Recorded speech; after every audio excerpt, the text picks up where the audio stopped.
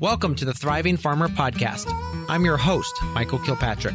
Our mission is to inspire, educate, and celebrate sustainable farming. We believe that you can build a profitable, sustainable farm that gives you true farm freedom. Join us as we talk to farmers, innovators, educators, and entrepreneurs to glean their top takeaways in business and life. Hey, Thriving Farmers. Michael Kilpatrick here with yet another episode of the Thriving Farmer Podcast. And today my guest is Garrett Miller, who is the owner behind Finger Lakes Cider House at Good Life Farm. Garrett is dedicated to organic practices, offering visitors artisanal ciders, locally sourced meals, and you-pick experiences in a vibrant musical setting amidst New York's beautiful apple country. Garrett, welcome to the podcast. Yeah, thanks for having me. Glad to be here. Absolutely. So give us a little bit of a background of where you farm in New York and the kind of the topography and kind of like the climate. Yeah, we farm in central New York in an area called the Finger Lakes. It's an area dominated by 5, 7, 9 of these long lakes, depending on how you look at them.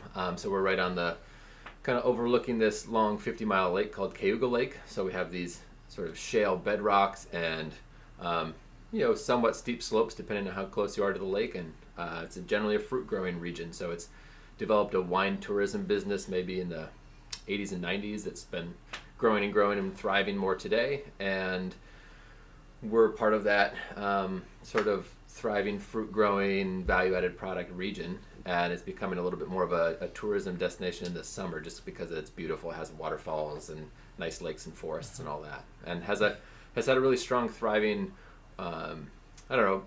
progressive farming community, I think, just as its relationship to the city of Ithaca and city of Rochester, which are both nearby. Yeah. Now, with the growing climate there, because apples are grown throughout New York, is your area, the Finger Lakes, better than the rest, or just one of those areas? It's a good region. Probably the best regions people would say are on the shores of Lake Ontario, a little farther north as you get closer to a much bigger lake. So you do get a lot more buffering for blossom protection in the spring there. But you definitely, a lot of the reason the grape growers have come to this region is that you do get some frost protection from the two biggest lakes here, Seneca and Cayuga Lake, depending on how close you are, and just generally favorable soil. So I would say we have we're like an 8 out of 10 good site for apples. We're not the best, but we're better than most. Mm-hmm. Okay, that's good to know. So talk to us how you got started in farming. Started this farm when I was 22. And it's pretty much, so it's like the sum total of my life's work. This is just like the main thing I've done as an adult. Yeah. Started with a lot less experience and a lot less money and a lot less of a plan than was responsible, but that's what we did. We just got into it because we were excited and ambitious. But yeah, I think a lot of the process of learning has happened while operating the farm, which is not necessarily the order I'd recommend doing it, but we did it, probably the first 5, 6, 7 years was just like trial by fire. Ended up borrowing a fair bit of money to do it too, so there's a huge steep learning curve with finance, and we can get into the weeds, but it's been learning by doing. Yeah. And kind of got into it via wanting to make a livelihood from where I lived, and wanting to make a livelihood that was in connection with the outdoors. A lot of reasons people do get into farming, and just like the love of the craft, being interested in that sort of thing. So it has definitely turned out way different than I would have anticipated as a 22-year-old. That was 16 or 17 years ago now. Yeah. All right. So then let's talk about that beginning. What did you start with? Was it bare land? Were you renting land? Yeah. Started with a lot of idealism. Huge amount of idealism. So bought a vacant piece of land, and I can get into the weeds as much as you want on how we came up with cash. How we came up with cash. Yeah, so we bought a piece of land that at that time, it's 70 acres. At that time, it cost like $150,000. To me, that was like an ungodly sum of money to come up with at the time. Had been working as a carpenter for a few years and had saved up, scrapped together maybe a third of it and borrowed 2/3 from family. So we were able to piece it together from personal loans, like a couple different people, which turned out to be really valuable because of our lack of experience and lack of equity. And all of a sudden we had a thing that was valuable now. There was a piece of land that we were able to build from there. But the bought a vacant piece of land that had no infrastructure on it, and that was and spent all of our money doing it. So that goes as well as about you can imagine it goes. So there was a ton of inputs needed, and we've just been on a huge capital intensive investment journey for 15 years now. That's slowing down, but we got into some very capital intensive enterprises that we can talk about more that just require a lot of buildings. But the first 10 years I like to think of as more of like building a farm versus running a farm. We were spending a lot of time developing driveways and septics in the first buildings and digging a well and finding a place to live and having running water and establishing grasses and things like that. We're walking into a cornfield, so and are literally walking into it, so there's no driveway. You're walking into a cornfield and saying, hey, I have a pickup truck and some shovels, and I'm going to make this sort of idealistic dream of a sustainable, regenerative farm come true. And so, that's where it started. So with water, is your water quality pretty good? And kind of talk about how deep is your well? Yeah, that was one of the first things we've done. We drilled a well. I've drilled several since, and so I have a lot of now experience drilling wells and what to look for and what to do. Our first well, we got super lucky. Yeah, well is maybe 100 and that first well, 180 feet deep, 20 gallons a minute, pretty good quality, a little bit of filtration. It's now part of our customer-facing part of our business, so it's a regulated water source and has all this sort of UV treatment and all that. And I do regular water tests on it. But so the EPA that was a core controls resource. it then. Yeah, the EPA controls. It's our health department. Yeah, the local health department here. Interesting. We're open to the public 7 days a week, so we have that water supply in general is kind of monitored monthly by the county health department. Okay, yeah, because out here, if we're over a certain amount, we get hit with the EPA, which is, they said no one wants to be regulated by the EPA for their water supply. No. He said the county health is way better to work with. So we are going to, anyway, there's ways around having to deal with the EPA, and actually the cheapest way for us to do it is to actually just drill another well. Because that allows us to then split how the customers interact and get us down below these certain numbers, which are the trigger points for EPA. Yeah, interesting. Generally, the local legislation for all of those seems so much more friendly than the federal. Same thing with septics. We just recently got close to needing a federally regulated septic system, and that was we did something similar. We split the flow so that we could stay on a state level, county level, just because it was much more practical to be able to do. Yeah. We had a local guy here who was trying to get a certified kitchen, and he's in the middle of nowhere. And basically they said, well, you can build this, but, we won't know until after you build it if we're going to approve it. And he's like, well, then why would I build it? So, all right, cool. So infrastructure is key. I'm sure you've learned about building roads and all that fun stuff too.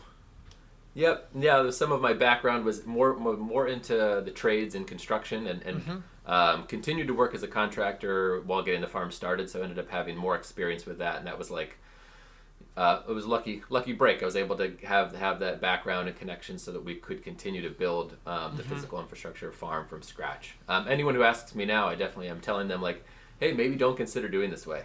It sounds really fun. Yeah. It definitely is more expensive. You do get what you want, but it takes a long time, and a lot of things could go wrong. A much easier path toward financing and building equity is buy an existing farm and fix it up, or sell off the part of it you don't like and keep the part you do like, and some combo. But I was just talking with someone even last week just about this idea, but it comes up a lot.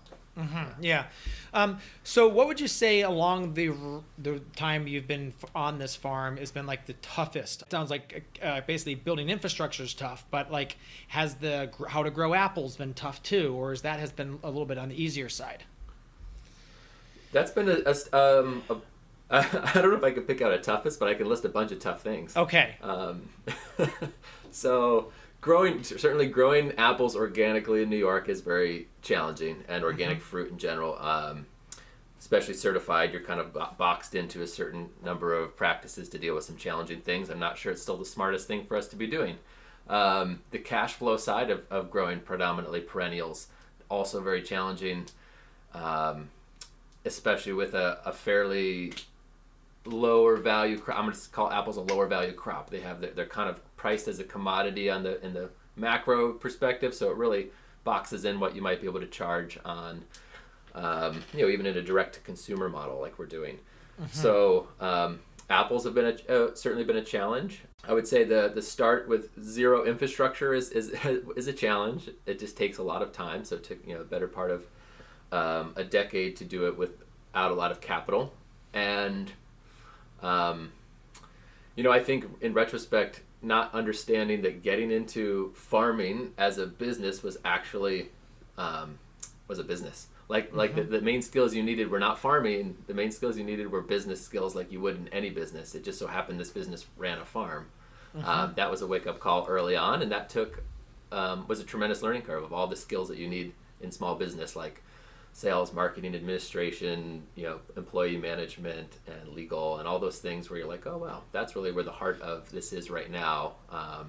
The production is almost, I'm not going to say secondary, but the scale is tipped heavily toward those small business person skills, and that was a steep learning curve.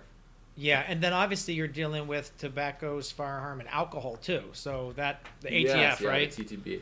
Yep. Yeah, the TTB.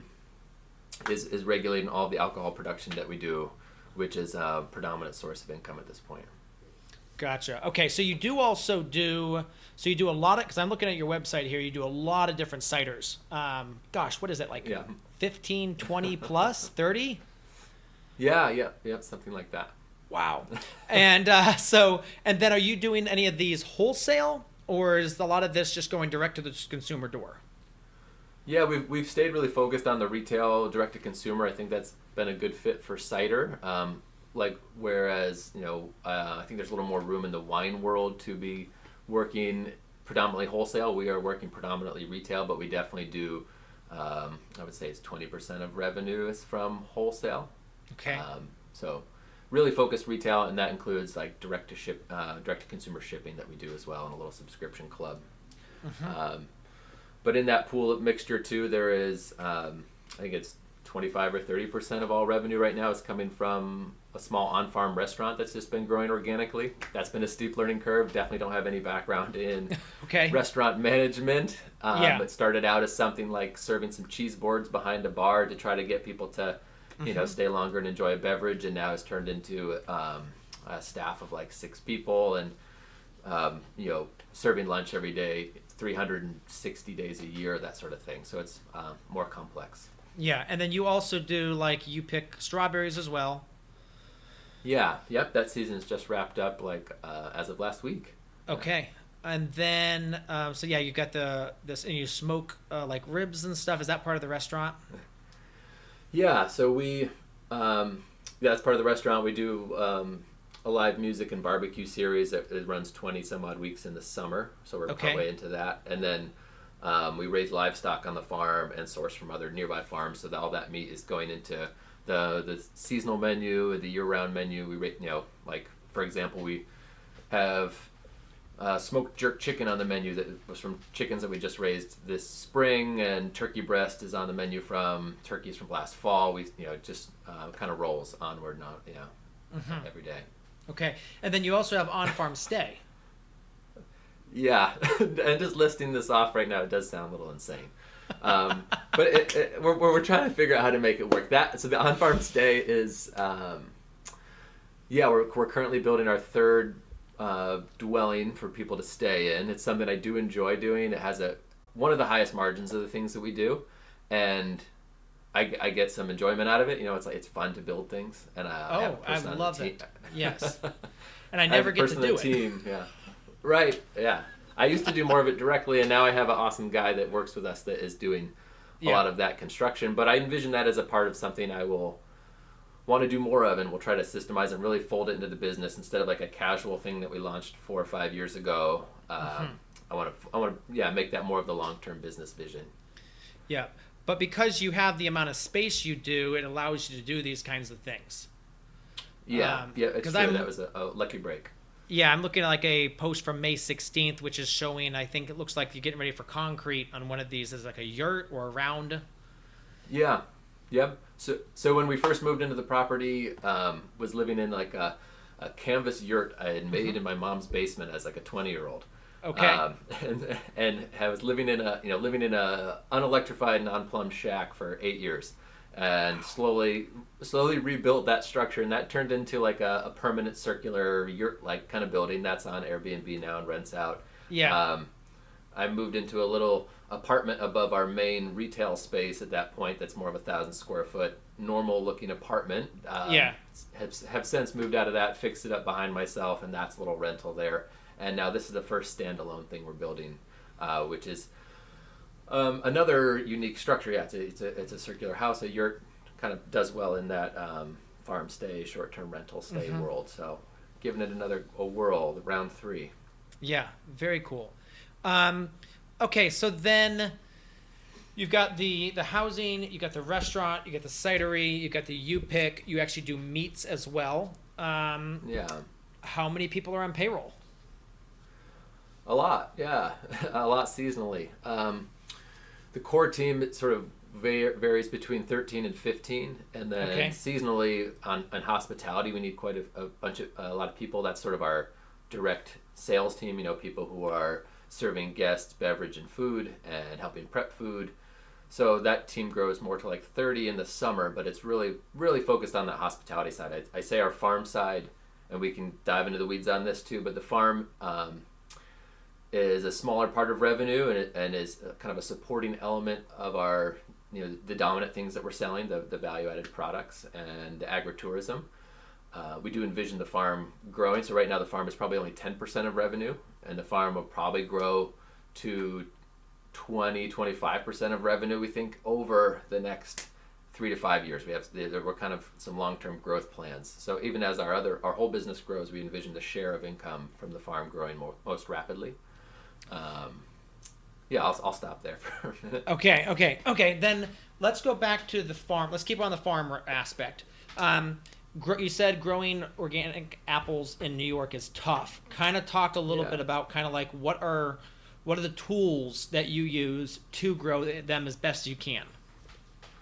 Yeah, and maybe I'll say too, the context that makes them tough is that so besides the fact that you're in a humid, hot climate in the summer, which is the dominant challenge of weather, it's a lot of it comes down to the ability to afford to be able to do the right thing to those apples. So the apple economic cycle is that you on the short term, even if you grow dwarf apple trees, you might be 7 years to having like a cash positive investment. You might invest money this year that in 2030, 31 is returning to you in a cash positive way. So that's like on paper that sounds like one thing, and then when you live through those 7 years, you're like, wow, that was a long time where no money was coming in and a lot of money was going out, and you start to, in our end, we start to get stretched for your ability to do really good management. So that stresses to be able to do organic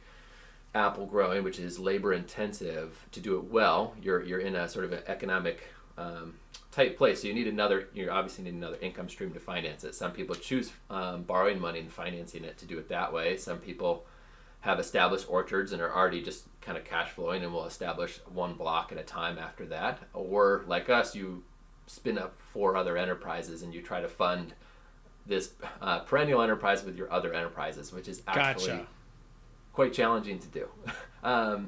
Yeah, and on the biological level, the main thing is that it rains a lot here. It's hot, so we get a lot of fungal and bacterial diseases, scab, fire blight, mildews, and then we have 2 of the most challenging pests to deal with organically, particularly plum curculio is in the East Coast, and that's just there's not really great solutions organically to deal with that. So we do some repellent strategies that are somewhat functional, but you will end up with a lot of ugly fruit. So you should have a good plan on what are you going to do with your ugly, delicious, high nutrient content fruit that is superior to all the other fruit you can buy that doesn't look good. Yeah, that's where our cider comes in. That's where direct marketing comes in for us, and U-Pick customers have a higher tolerance with the U-Pick crops for blemishes, especially aesthetic blemishes. Because they know it's organic. Yeah. So then do you use things like Surround to kind of coat them, or would that cause issues with the cider process? Yeah, we do use surround. And if you had told my 23-year-old self who was excited to grow apples that we would be spraying as much as we currently do, I would not have believed you. We spray a lot.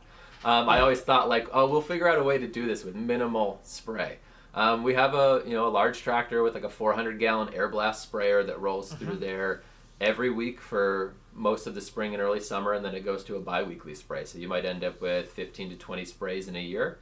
And is a dominant part of the management, and I would not have believed you that was necessary. I would have said, hey, the magic of compost will take care of this. The magic of good horticultural practices will take care of it. But so yes, we have a lot of sprays. We do a lot of things that are nuanced with fungal and bacterial, but surround's a great use for repellent for curculio. I won't say great, it is a adequate repellent for works. curculio. Yeah. And then caterpillars are another challenge. So we have a bunch of generations of codling moth and oriental fruit moth. Okay, and is Dipel still work on those, or you have to go to something stronger like Entrust? There's new formulations of Dipel that are better, but we are still struggling. And we use Entrust one time a year as well. We kind of target one generation of caterpillars with Entrust. There's some viruses that you can use if you're familiar with granulosis virus. It's another virus that targets just certain types of caterpillars. There's hormone mating disrupting. There's all sorts of stuff that we realize, wow, these things are necessary to do this, to grow fruit well with high quality aesthetics, and you need to scale that enterprise to be able to justify spending that much time and money on those management techniques. So it's hard to do that at the just a couple acres kind of thing, and we learned that along the way. Yeah. Interesting. Okay. Yeah. No, fruit is challenging. Okay. Oh, and then thinning. Are you able to do any sort of? Is it mechanical? How do you do thinning? Yeah. All right. So that's probably the thinning is the crux of what I would consider dropping our 15 years of organic certification to deal with. We're kind of in the next 3 years having to make a call on that because we have some new dwarf blocks coming on, and if the thinning doesn't prove to be adequate organically, I'll have to switch to the more traditional methods for thinning, which are hormonal. Because the option for organic thinnings are not good. Yeah. There's a couple different options. The most common thing is lime sulfur and oil, like a horticultural oil, and you're essentially photosynthetically stressing the trees out to have them drop a bunch of fruit. It's hard to do well, and even if you do it well, you're stressing your trees out photosynthetically, and it's kind of this fight. You're constantly fighting, setting them back a little bit and having them drop fruit load. And but the main way that you supplement that is through hand labor to physically remove fruitlets. And you might be removing 90% of the fruitlets on a tree, which you can imagine if you have thousands of trees. It takes hundreds or thousands of hours, depending on how many acres you have, and so you're bringing in sort of day laboring crews if you have have that option. But there's not a good option for staffing that on a kind of a traditional basis. There's no surprise that all orchards in our country are typically run via the H2A program, where they can have a high amount of visa workers coming in at key times to deal with these really high labor needs. Typically in conventional orchards, it's just during harvest or pruning because they can chemically manage the rest of it during the season. There's so much to talk about there. I don't want to bore everyone with the nuance of apples if they don't. Well, I mean, the thing is, typically with the thinning, it's 7, right? Don't they typically use something like a 7 or something like that to thin? Something like that, yeah. There's a bunch of different options that they do, but it essentially affects like the hormonal balance of the tree, and they're dropping crop load that way. My understanding is that it's less stressful than the photosynthetic thing that you do organically. But it's also tricky. The timing doesn't work. Sometimes you drop all your crop. Sometimes you drop none of your crop. But people grow regular crops of apples really well, so it's definitely achievable. But when you think about that, if you're hormonally upsetting the plant, I mean, don't you think that kind of transfers into the apple? I don't know. It's one of this stuff. I think we're learning so much. I mean, I think we're still learning that plants talk to each other. So, absolutely. And I should say that we buy a lot of apples in from other vendors. So I probably buy 80% of the apples we need for our products right now because of our value-added side. It's grown faster. Yeah. And I will say, without giving ourselves any extra pat on the back. We are growing the best fruit that we could buy. Like we can't buy the other fruit we're buying it all comes in at lower bricks, just lower phenolics and juice quality and stuff. Some of it's pretty good, some of it's average. We're constantly trying to source the best, but the fruit we're growing is the best, which is great. It's just that it is hard to do, lower volume. We're not able to do it at the price points that are close to what we can buy it in for. So there's like a whole economic, bag of worms there. Yeah, it's definitely a challenge. Yeah, so I think I view it as a like a multi-generational project. These sort of fruit growing and cider or winemaking, these businesses have just so much time is required to get things really established, and we're just the tip of the spear, hopefully the first generation of figuring out what rootstocks and what varieties do well on this site, which we've already gone through. This is already our second orchard vision. We had to tear out our previous orchard visions that weren't working well. Yeah. And adjust for a better productivity on this site and commercial management. So it's like something I hope to have a good handle on by the time I'm, the time I die. You only get someone pointed out. Well, it's like a lot of farming things. You only get like 40 tries at something. Typically it would be a lot of tries to get at growing an apple crop versus maybe one of the advantages of something like salad greens or something, or microgreens would be the ultimate example. You might get 30 tries in that season at that one thing if you have a tight cycle. So the feedback loop is slow and maybe lends itself better to passing on intergenerational experience or something. That's why you've expanded, because you realize the passion is the trees, but there's only so much profit coming out of the trees, so you got to use everything else to keep the tree dream alive. Oh, I get it. I totally get it. I get it.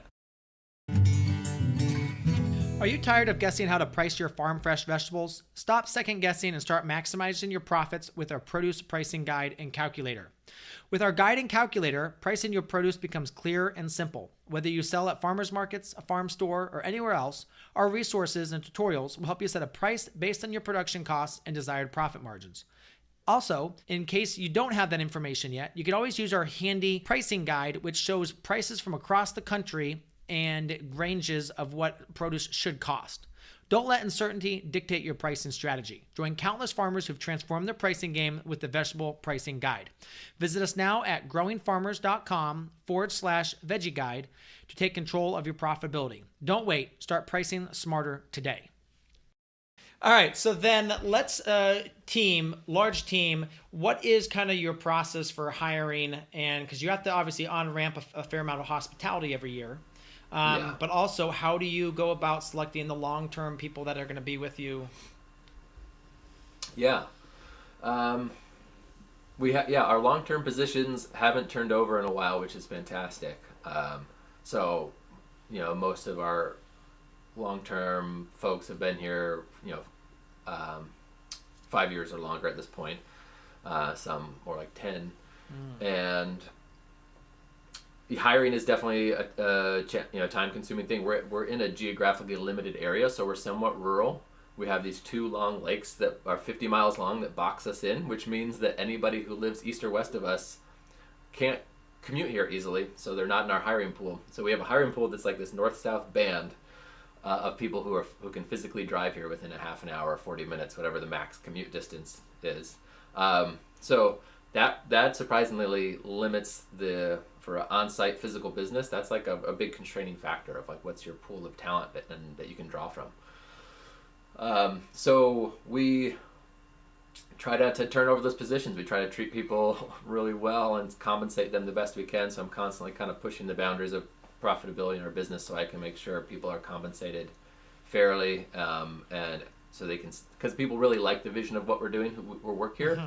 And oftentimes the more limiting thing is the compensation, where maybe in other business models it's like, hey, the compensation is really great, but I totally bored at this job and I don't like what they do. Correct. Not the case on the farm and the cider house in general. People are it's usually making sure people are earning enough money and have benefits that compare to their people that they look at and say, hey, I want that too in my life. I want to be able to have paid vacation. I want to afford a house. I want to make sure I have health care, those kind of things. So I don't think I answered your question, but I maybe framed it up a little bit.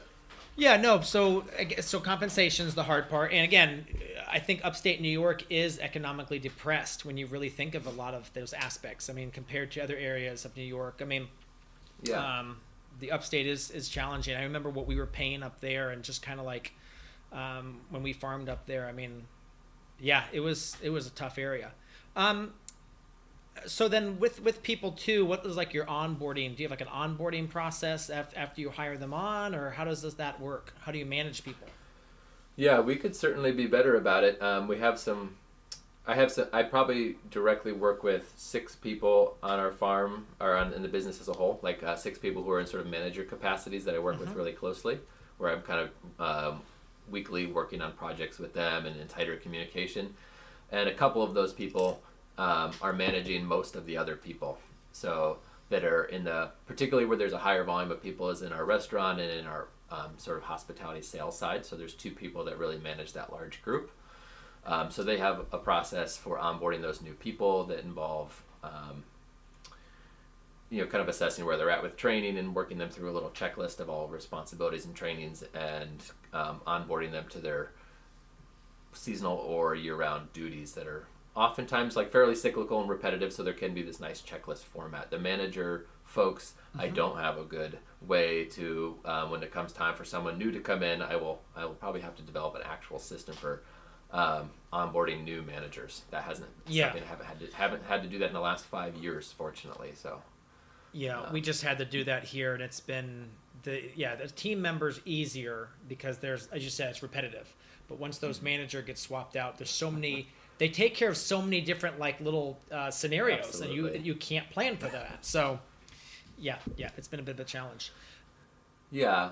I find just even like a simple one-to-one check-in with my managers in that way is like, gold usually. It's like it really, like a lot of things can come up, a lot of conversations can be had in a short period of time, and just that open line of communication puts out fires early, keeps frustrations at bay, helps keeps everyone keep like focusing on the same goals. We have quarterly meetings or I provide some sort of financial reports and things like that to the managers so that we can all be pointed in the right direction. So you basically provide department like updates like, hey, your restaurant is operating at this kind of margin, or do they keep that information and then provide it to you?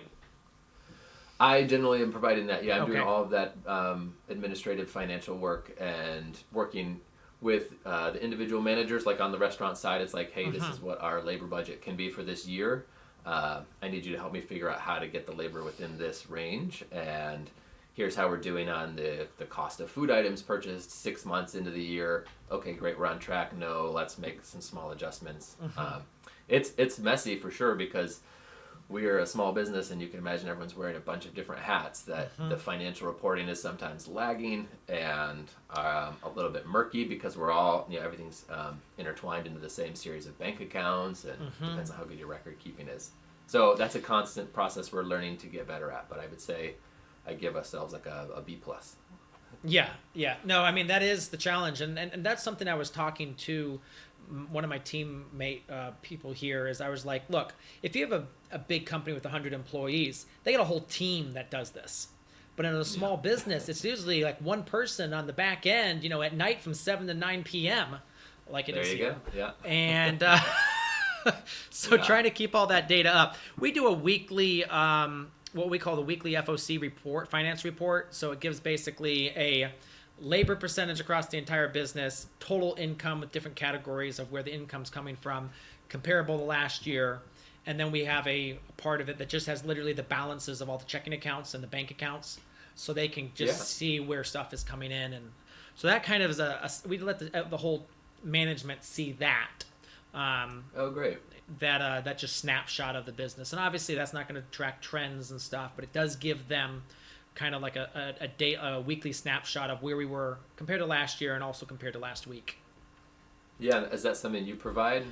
Yeah, so it's basically I update most of it. I have my business manager update a few different. She does the labor part because she's in charge of HR as well. So she provides that part, and then we just talk about it every week on the team meeting with the managers. So nice. Yeah, it just gives us that little bit of like, here we are compared to last year, or we're down $2,000 compared to last week, and here's why I think that is, or we had a record Saturday again, and what's causing that. So, Yeah.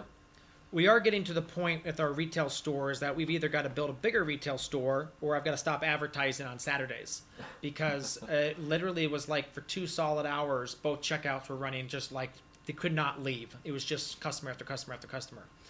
Which, Right. when they have to wait 10, 15 minutes, they're not super happy about that. So we've got to figure out something else around that. But yeah. What about another POS location? What about another point of sale? That's going to be an issue because we're running our retail is only 550 square feet. And so we're trying to figure that out because we're also supposed to start our kitchen is supposed to launch here in 2 weeks. And so that means we also have a bakery case. And so the bakery case is actually supposed to fill where that third checkout would be. So I think, we could probably set up a third checkout, but only for, 2-3 weeks. So yeah, we've got to do something. Yeah. Our retail space is also getting limited. Yeah. And especially for like sit down dining and that sort of stuff. But the cost of construction has gotten really challenging in the last couple of years for sure. I know it's, people talk about it a lot, right? You hear that the cost of building has gone way, way up and the cost of financing's up. So the numbers for expanding, they're just not something we're able to do right now. In previous years, we found great financing and found a way to do it, and now it's like we will wait. We have to wait. There's not a great way to expand this right now. So do you want to circle back to that because you talked about financing? Originally, you were able to finance from friends and family, and then kind of what was the path after that? Yeah, endless. I'm constantly doing new financing. I'm not averse to debt. I'm interested in taking on debt for things that I feel like are really intelligent business decisions, stuff that has a short term, a few years are like return on investment. There's so many things that we can invest in still in our business that have a 1, 2, 3, 4 year return on investment. So happy to keep on taking on new borrowing for some of those as needed.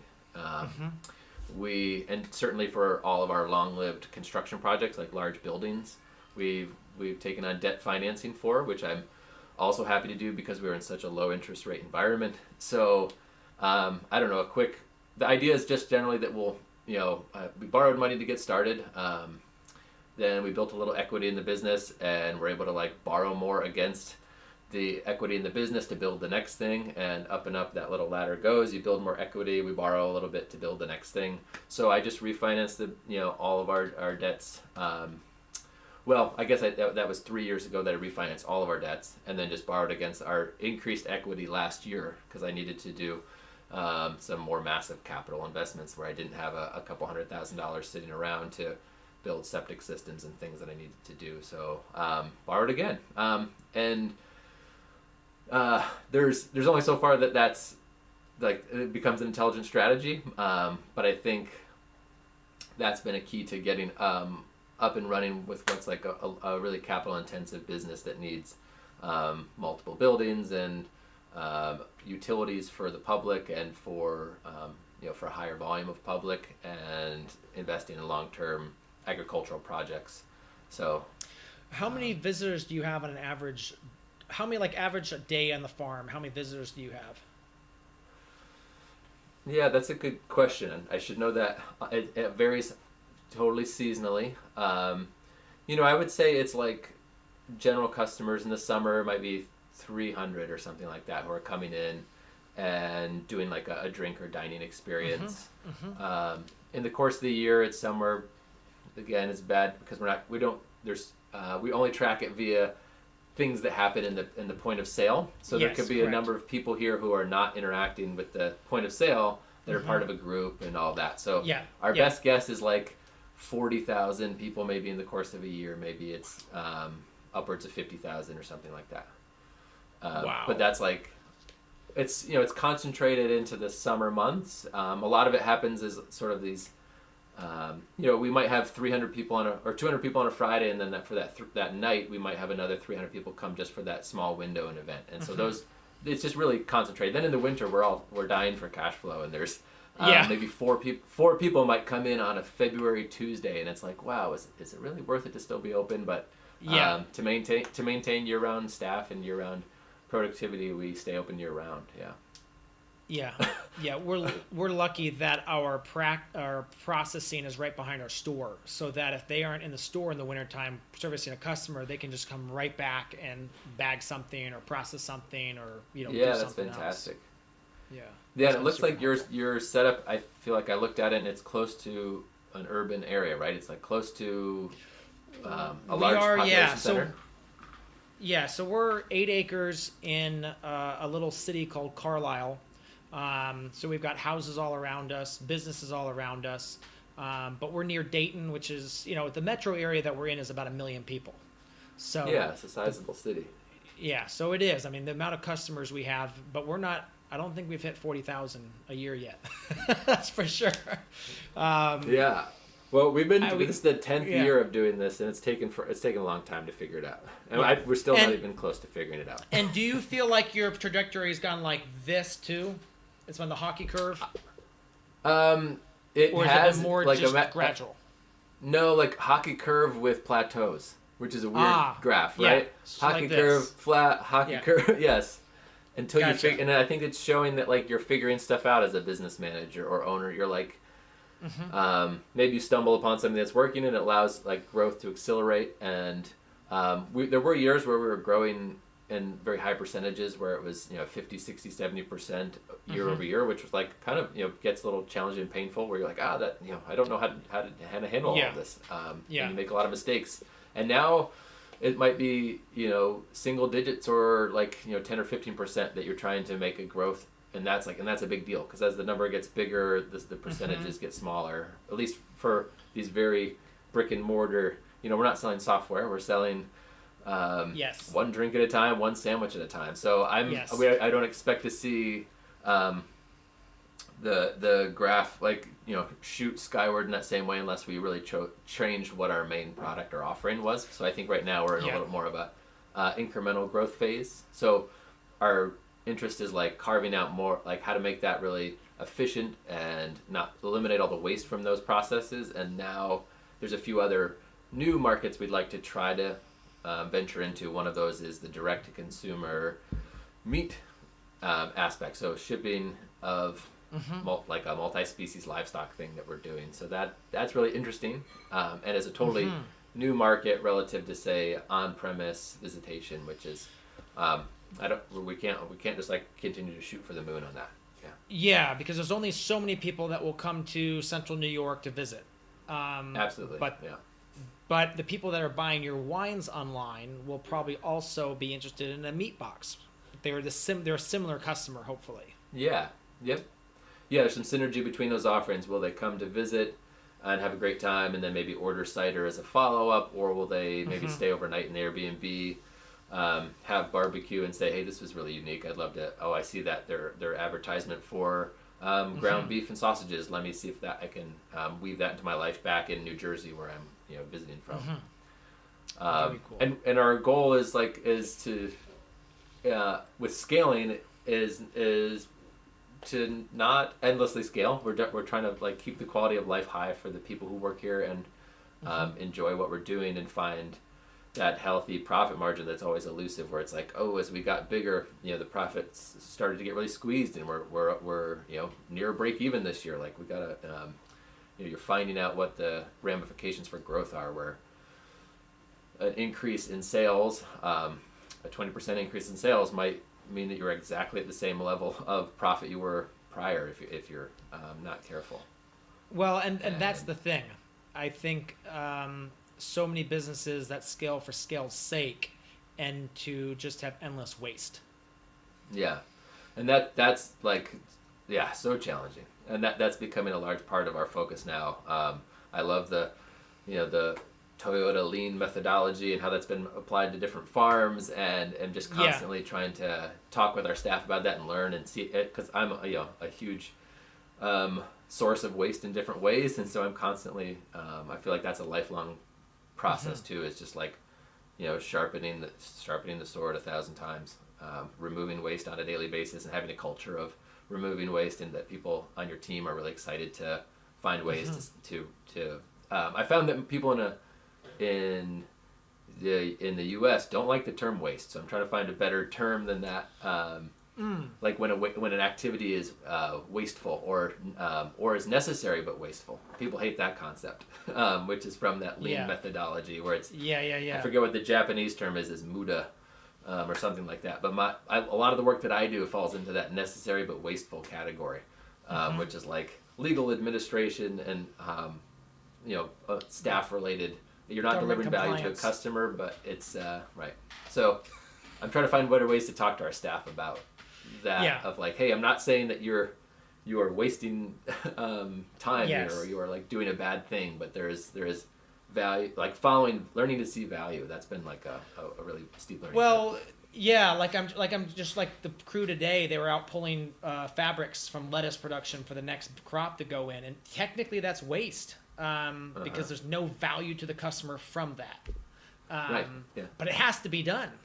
So, So I think the terminology in English is what people are struggling with, because waste has a bad connotation in a way that makes people kind of feel upset or like they're not contributing.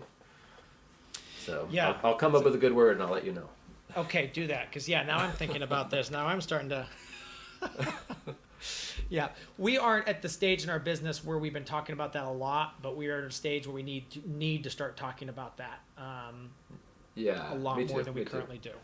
Yeah. Like I remember telling our staff, I love pruning. Pruning is probably the favorite orchard task, but it is waste, and the goal should be to figure out how to prune as little as possible. And I remember just the shocked look. I was like, hey, this is a wasteful activity, but we're going to do it. I didn't phrase it that way, but needing a better language and way to discuss. And I think those conversations have been very fruitful, and then people start to view their actions a little differently, and you find a shared language that we can talk about amongst the staff of like, is this necessary? Is it unnecessary? Is there a better way to do this? And what is driving, the increases in profitability and customer satisfaction, the increases in their own salary, because a lot of folks are motivated, to increase their own wages, and they recognize that delivering more to the customer and spending less doing it is the way to get there. Do you do any profit sharing, or is that something you're still?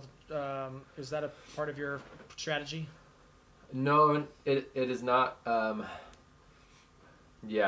Something trying to work out if there are ways to do that where there's like incentives to build in, because I know that that's motivating. So is there a way to like get to? Yeah. Well, you have to. Yeah.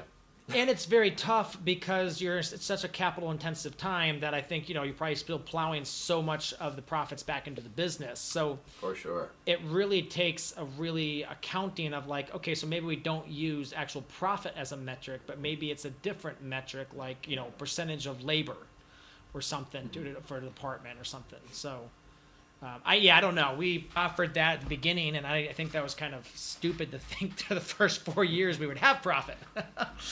Because, again, it's one of those things. Like, oh, yeah, we did show a little bit of profit, but, that was only because it was more of an accounting decision on how to classify a few things. Absolutely. Yeah. So, I think that it's a good, worthy goal, and finding ways to incentivize the team in the same way that you're incentivized as a business owner, I think, is wise.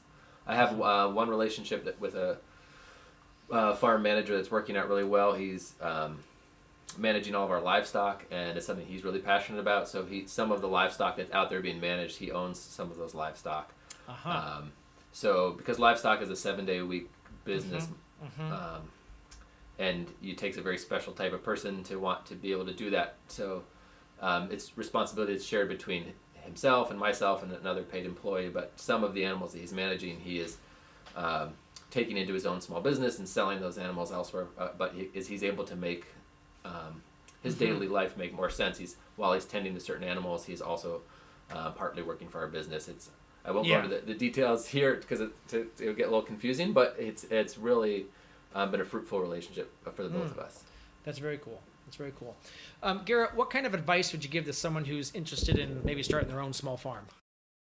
You should be excited about business if you were going to start a farm business, which I feel like a lot of people who start in farming or gardening or homesteading are not super excited about, which is totally fine, which is like, hey, I'm not excited to learn about finance and tracking profit and record keeping and all of that. And if you're not, that will be a big challenge if you're not.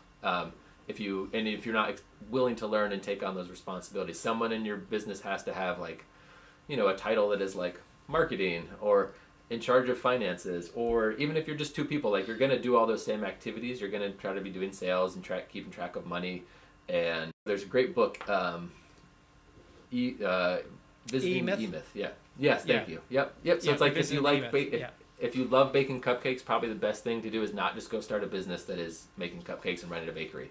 You might want to go work for someone else who runs a bakery so you can bake cupcakes all day and not have to think about the liability insurance that's required to run that bakery. But if you're up for that other stuff, I think it's a very rewarding path. I'm really interested in small business stuff, and as long as you go into it with eyes open, that will be a very large part of your work. I think that you're setting yourself up for a lot of success. And if there's a way to go learn some of that stuff beforehand, like working within a business where maybe like your business you're talking about, where someone can be a manager in your business and have like a close relationship with the growth of the business and seeing some of the back end and numbers and gain some of that experience and both say like, hey, do I like this? And now I have a lot more skills and I just learned from 5 years of someone else's mistakes. Let me go now start my business. I think just viewing yourself as a business owner is a really important mental shift.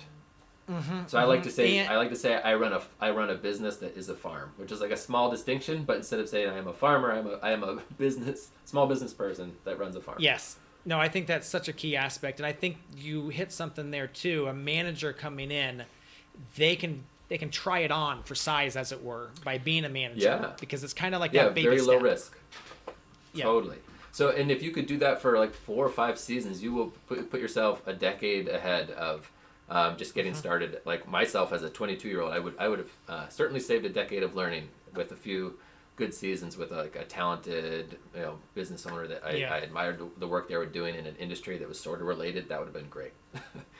Yeah, no, absolutely. Something you've got here on your Instagram feed, it's the arrows and good times, weak people, bad times, strong people. Talk a little bit about that, because it's you share a lot of things on there, which I think is transparent. I think that's good. But yeah, share a little bit about what was the behind that. That was probably just me, my inner dialogue coming out into our social media. So I also have a weekly newsletter that I send out, and that's probably what I view as our dominant piece of marketing. We own this list of names of people who actively open this email and they subscribe, and that's where I tell people a lot more about how I feel about things and write stories more. I do that less than our other media, because I like the written format and I have more time. But the one you're talking about is a little graph that's just kind of like a never-ending circle that starts out with, it doesn't start anywhere, but one point on the graph would be good times create weak people, create bad times, create strong people, create good times, and around that loop goes, if you can imagine. I think that is just a reflection sometimes of how I feel about society, so, like current stage of society of like, where there's a lot of good times that have been created, and I think that it's a cycle where even when things are very good, it's easy to find things to complain about, and you forget what was the thing that got you to this good place in general. What was the work that generations of people have worked toward to put us where we are in this place of like incredible abundance and strength. So there's a lot to gripe about, but I feel like we are in these great times, and it's like our duty to try to be the strong people that come out of this cycle, if that makes any sense. Yes, because as you said, in good times, it's very easy to just let it go and do the minimum. But I think you're right. Those who are saying, no, I'm going to keep my nose to the grindstone, as it were, and keep moving forward and push through the hard aspects are the ones that are going to be set up to thrive. Because it shows, and it's just history repeating itself. We are gearing towards hard times again. I don't know exactly when they'll start, but it's going to come. Yeah, I feel like that on a macro scale is true, and so it's like, can you remind yourself at the same time to stay focused on all the gifts you've been given and continue to be that the force of good, strong people in the world trying to create goodness where you go. So, Absolutely. yeah. Well, Garrett, thank you so much for your time today. Appreciate you coming on and sharing. And you are running an absolute beast of an operation, and I absolutely look forward to getting up there someday. Yeah, that would be awesome. I'd love to have you. All right. Thanks so much. Cool. Thanks. So there you have it, another episode in the books. So I'd love if you would hop on over to iTunes and leave us a rating and a review. Those mean everything to us. We love to hear what you're thinking. If you have a podcast guest that you can recommend, please pop on over to the Thriving Farmer Podcast website and leave us a review. That's thrivingfarmerpodcast.com.